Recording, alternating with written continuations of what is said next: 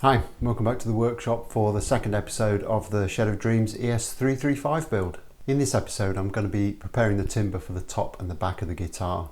Now this is quite a lot of hard heavy work and we are still in the middle of summer here in England, so I'm going to get this out of the way right at the outset and apologise profusely for the horrible, sweaty, disgusting mess that I appear to be pretty much right the way through this video. Now the components I'm making today are both made out of really hard maple and I'm going to struggle with the tools that I've got in the workshop, but we'll do the best we can.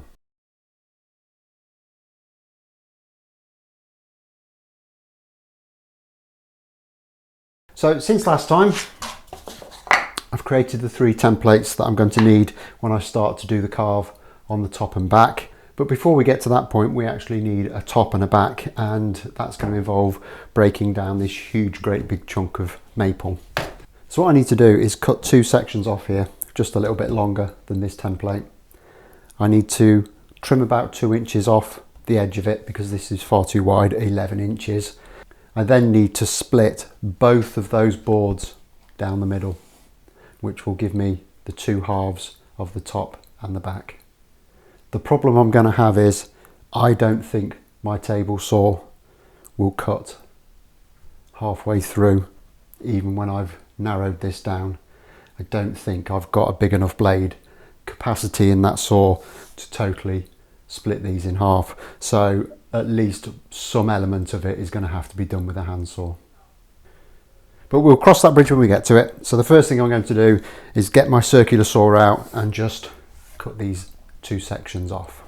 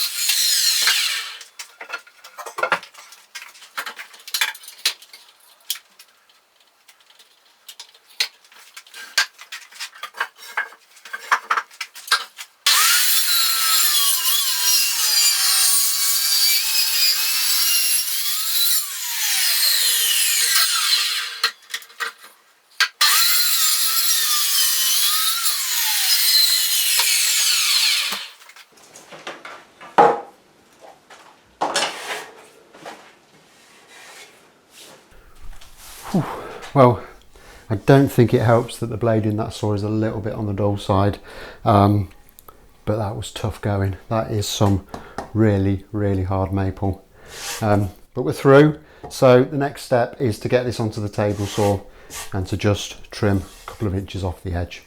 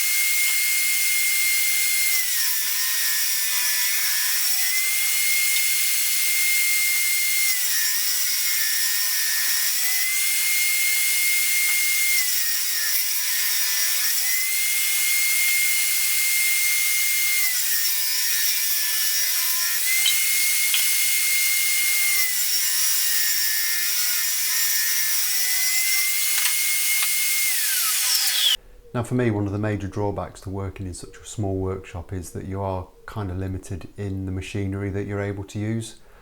I would absolutely love to have a much better table saw, but there doesn't really seem to be much available that's practical for me to have in this size of shop and of good quality. The fence on the saw I've got at the moment in particular is really poor. The saw itself would be fine for construction type work, but it's just really not up to the sort of work that I'm doing at the moment. Okay, so that's the two pieces trimmed roughly to width. So now what I need to do is split both of these pieces straight down the middle, so I end up with 4 halves for the top and the back. Now I already know that my table saw isn't big enough to cut halfway through here, so I'm going to have to end up sawing at least some of it. So what I intend to do is to run it through, just cut in a couple of inches maybe, which will give me a really good guide, and then I can just cut through the rest of it with a handsaw. That's going to keep me fit, because this maple is really hard, but I do have a nice sharp handsaw, so hopefully it won't be too much of a job. Who am I trying to kid? It's going to be terrible, but it needs to be done. So there we are, we've got an alternative. So I'm going to set the table saw up now. I'm going to make an improvised fence out of a bit of 3x2 or something, just so I can be certain that it's going to remain parallel, and I'm going to get a nice straight cut through the centre of here.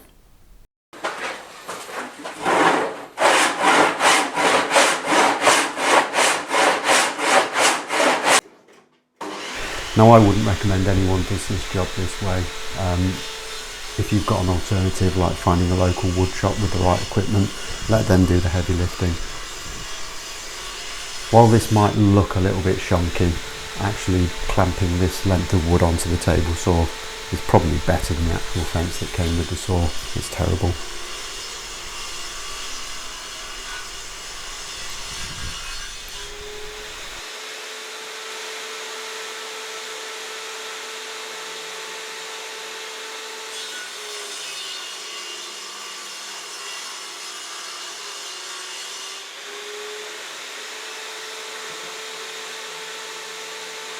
And while this probably doesn't look particularly pretty at this stage, it is worth bearing in mind that I've got probably 1/4 inch of waste material on both of these pieces once I've cut it in half, so there's plenty of scope for cleaning it up once I've finished.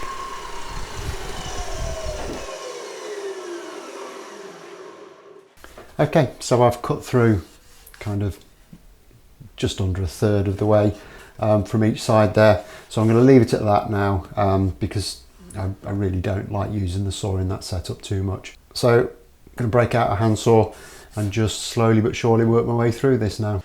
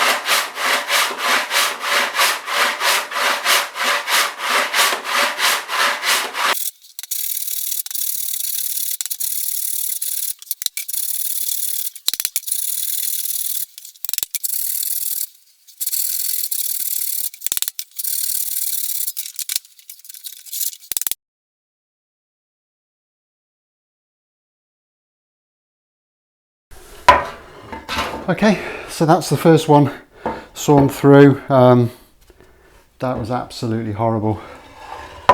You see, I'm soaked through with sweat. That's probably taken me about half an hour.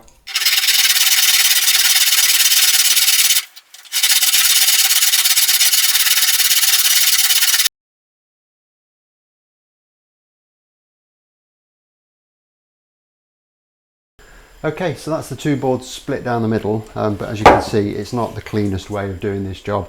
So next up, I'm going to break out the thicknesser and just get these all cleaned up nice and square.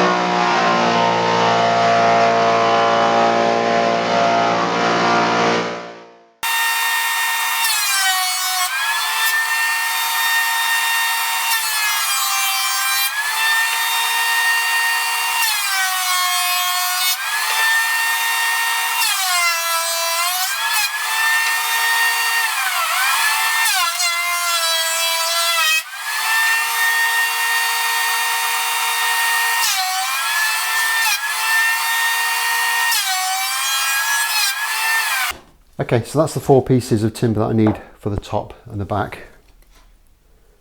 All thickness planed, and they've actually come out really nice. Really happy with the way that they're looking at the moment. There is actually quite a lot of figure in this wood once you start to get it planed down, but it's by no means kind of a AAA top or anything really fancy like that, but I think it will give quite a bit of character to the guitar once I've done. Now, in terms of the joint, I've cleaned these up a little bit, and they're not actually that far off. But of course, these need to be really flat when we glue them up. And the way I go about this is quite simple. I'll plane the 2 pieces of wood together. So what I do is I'll stand them up in the vise like that, but I'll flip one round. So then it doesn't really matter what kind of an angle I plane onto these, because once I flip it back round again, that will cancel out, and the 2 angles joined together will make 180 degrees, which will keep the board flat. Okay, so let's just give this a quick plane up and see how we do.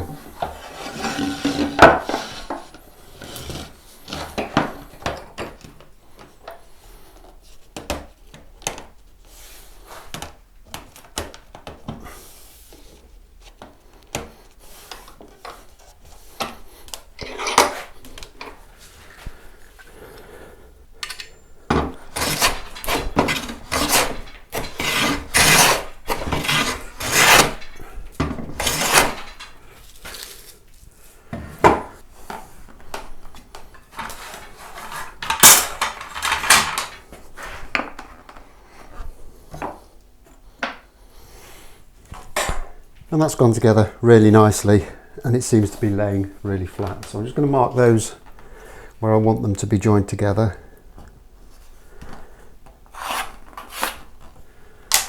and I'm just going to trial clamp them up to make sure that they actually go together nicely.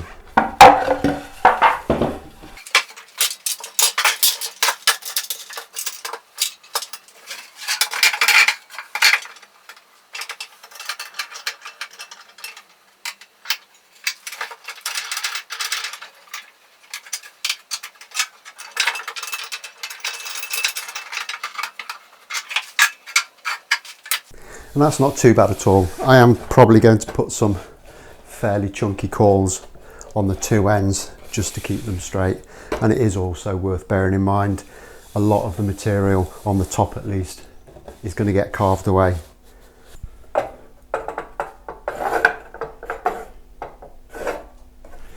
Okay, that's not too bad at all. They're a little tiny bit out, but we can address that once we have them glued up. We'll just skim a little bit off with a plane and we'll be good to go. Right, that only really leaves one thing left, and that's to get these glued up.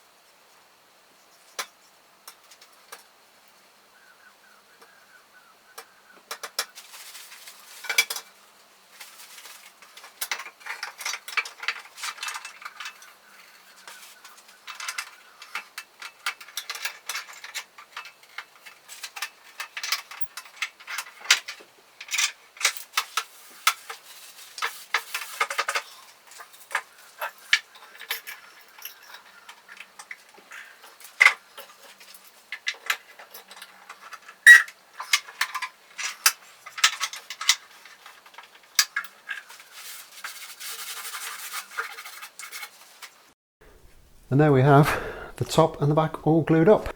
Now I'm going to leave these in clamps overnight, and then we can start to go about getting them shaped up and start the carving process.